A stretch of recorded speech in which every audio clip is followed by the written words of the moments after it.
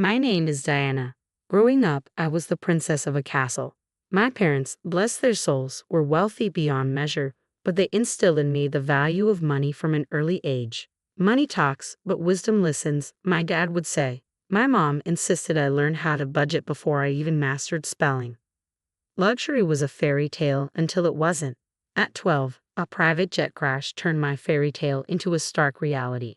Overnight, my life of opulence vanished. My grandmother took me in, and we moved to a modest house far from the grandeur I was used to. It was a different kind of life where luxury was found in love and care, not material possessions.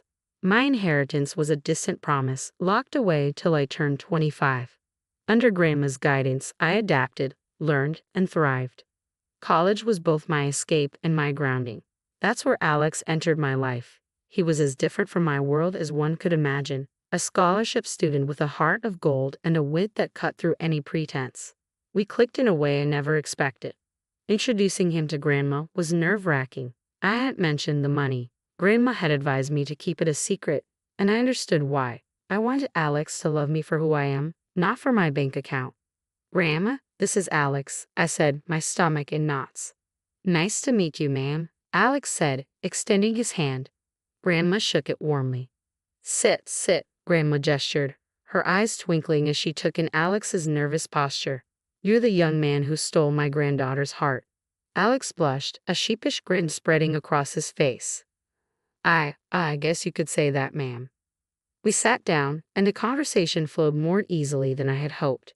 Grandma shared stories of my parents and my childhood, stories that made Alex laugh and look at me with warmth that made my heart swell.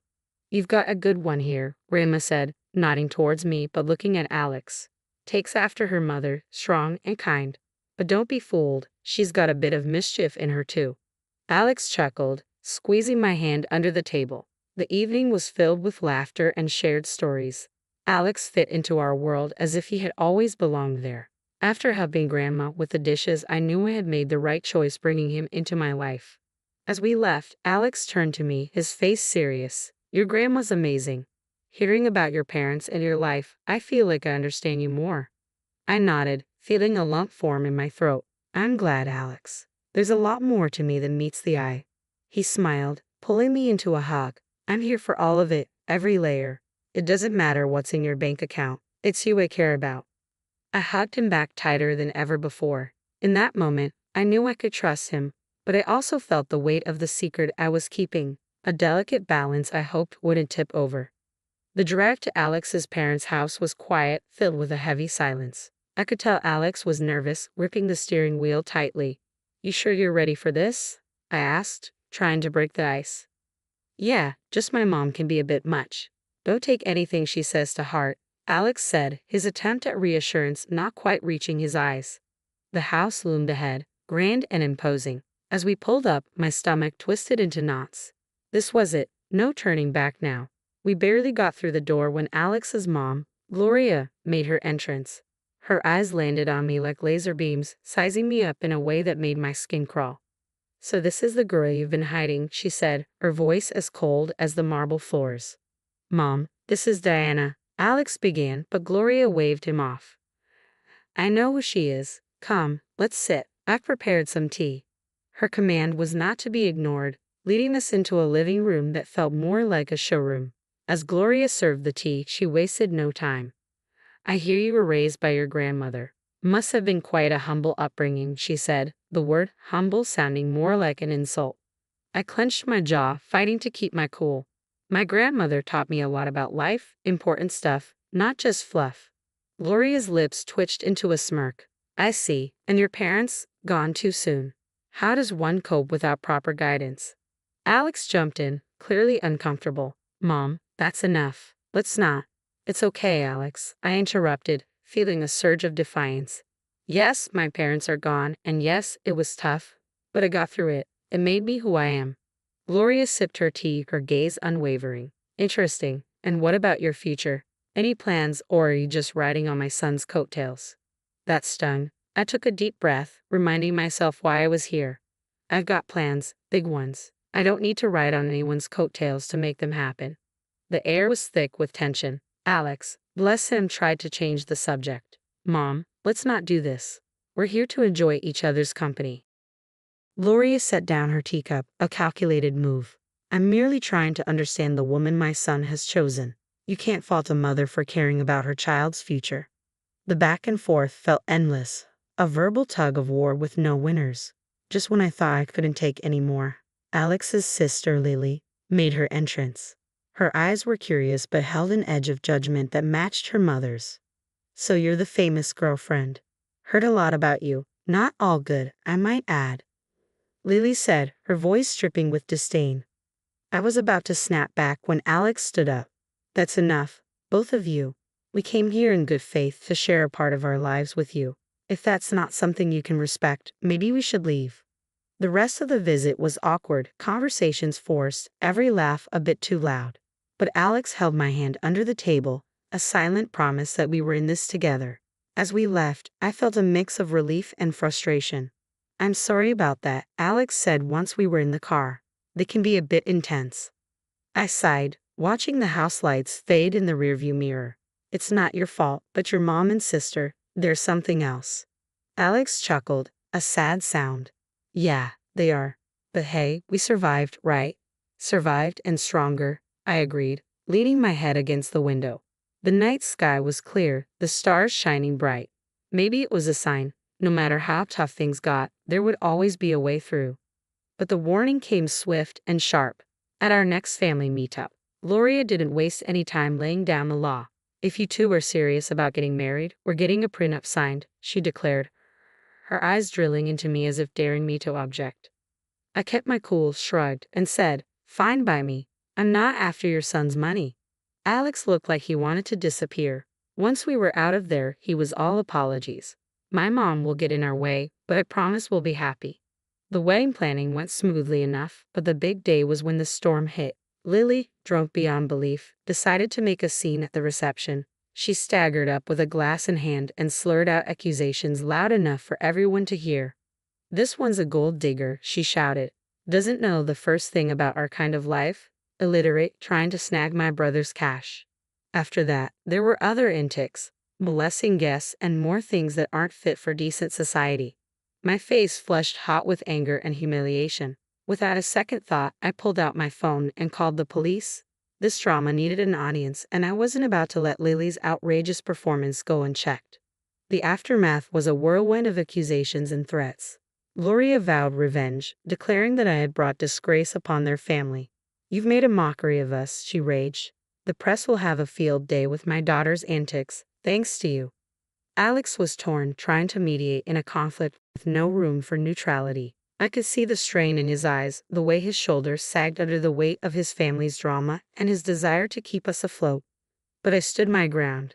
This wasn't just about me anymore. It was about drawing a line, refusing to let wealth or its absence dictate how I was treated. As the dust settled and the night grew quiet, Alex and I sat amidst the wreckage of what was supposed to be our happiest day. I'm sorry, he whispered, his voice heavy with unshed tears. I never wanted any of this. I took his hand, feeling the rough edges of our new reality. We'll get through this, I said, but things need to change. We have to set boundaries with your family. The vow we made that night wasn't just about staying together. It was about fighting for the respect we deserved, refusing to let old money or old grudges define our future. 2 years had passed since we said I do, and those vows felt heavier each day. Gloria had practically vanished from our lives, and honestly, I did miss her one bit. But it wasn't just her absence that marked those years. It was Alex's changing attitude that really drove a wedge between us.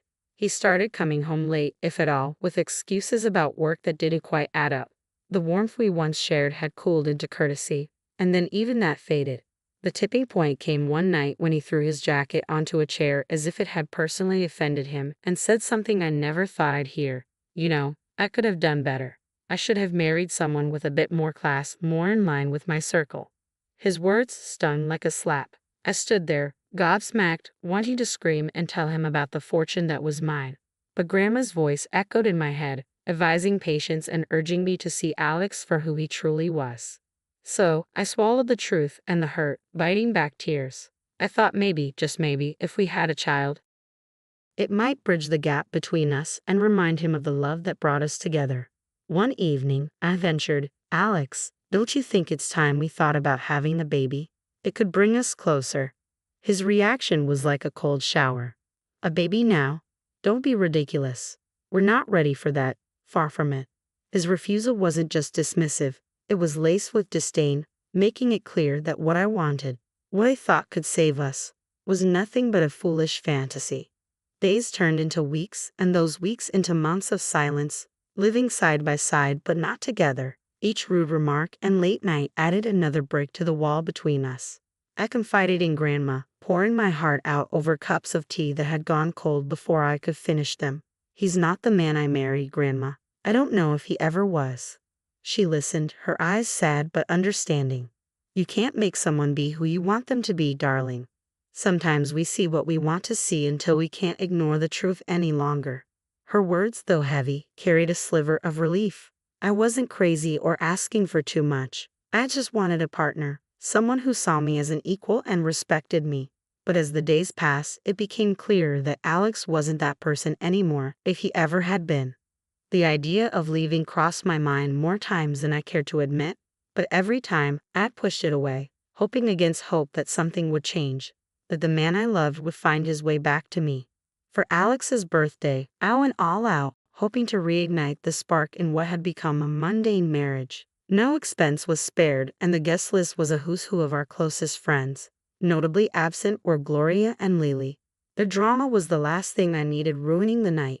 Alex was in high spirits, soaking up the adoration and well wishes from everyone.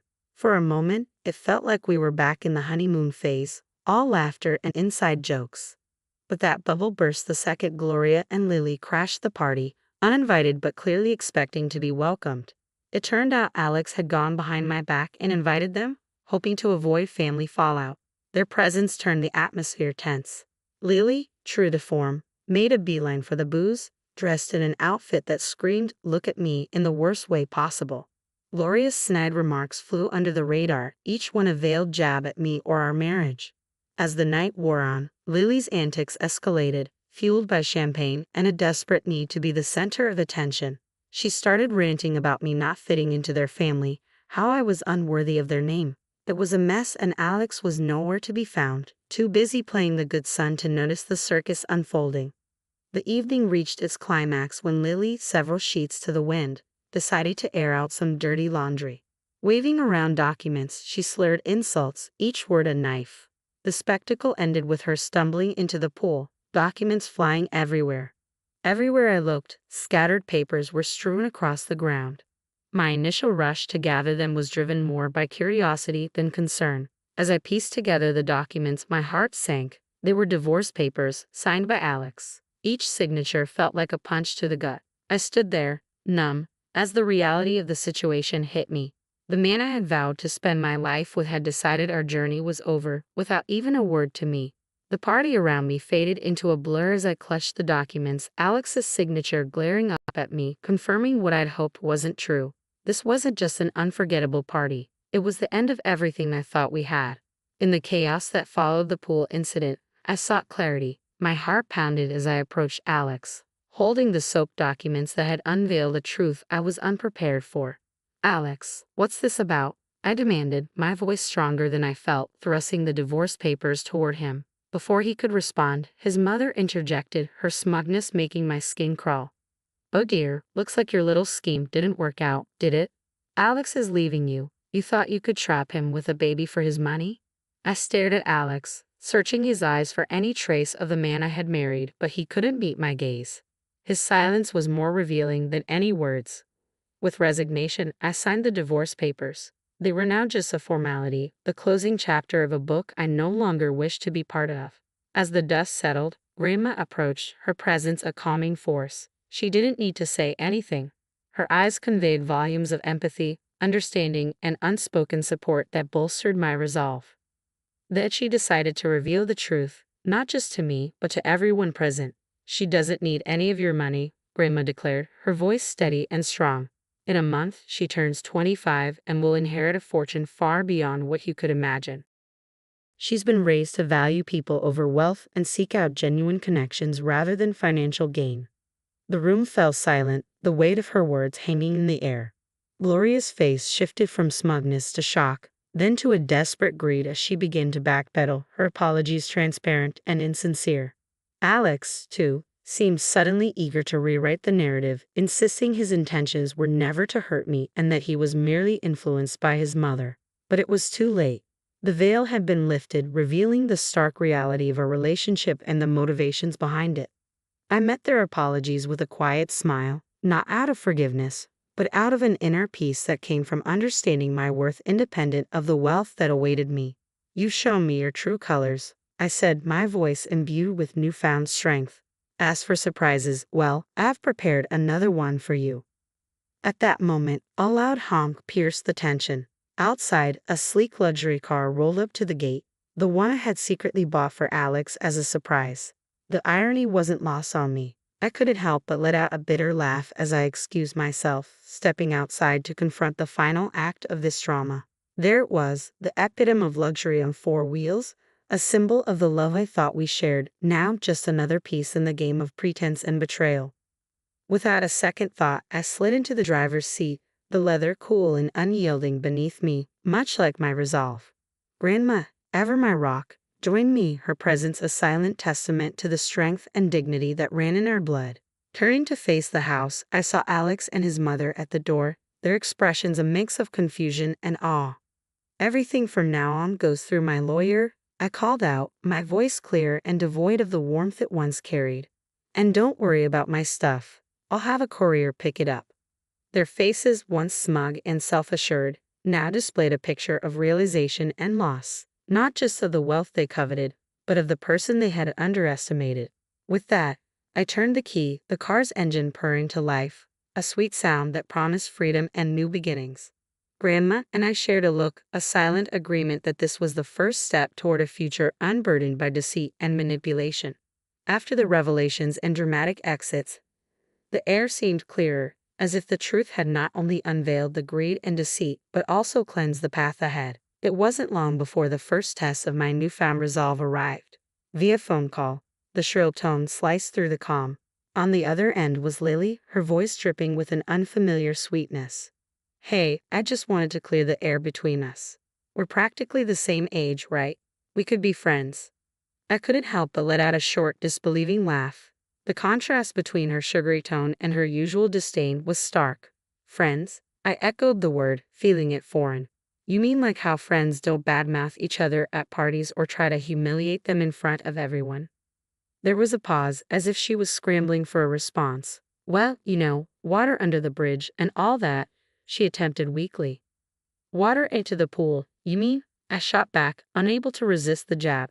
The silence that followed was telling. It was clear my refusal to play along had derailed her plans. "Fine, be that way," she snapped, her veneer of niceness crumbling away. "You'll regret this." I hung up, feeling a mix of amusement and sadness. It was a stark reminder of the facades people wear and the lengths they'll go to when faced with the consequences of their actions.